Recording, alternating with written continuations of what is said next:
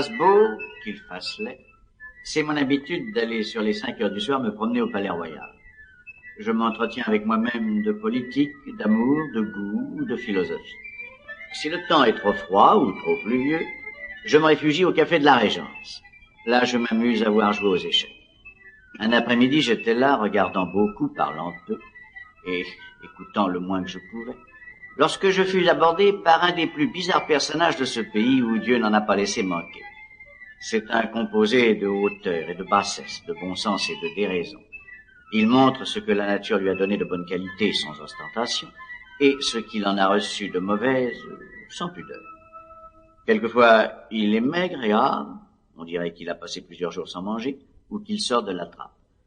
Le mois suivant, il est gras et replet, comme s'il n'avait pas quitté la table d'un financier, ou qu'il eût été renfermé dans un couvent de Bernard.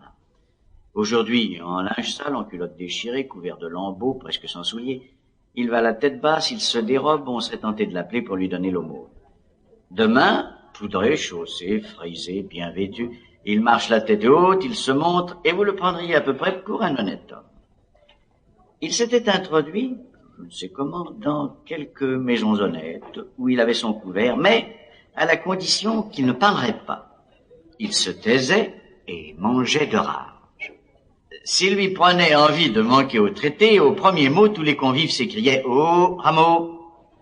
Alors la fureur étincelait dans ses yeux, et il se remettait à manger avec plus de rage.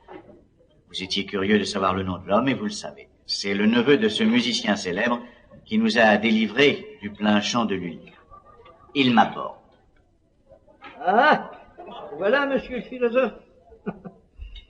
Et que faites-vous ici parmi ce tas de fainéants? Est-ce que vous perdez aussi votre temps à pousser le bois? Sample complete. Ready to continue?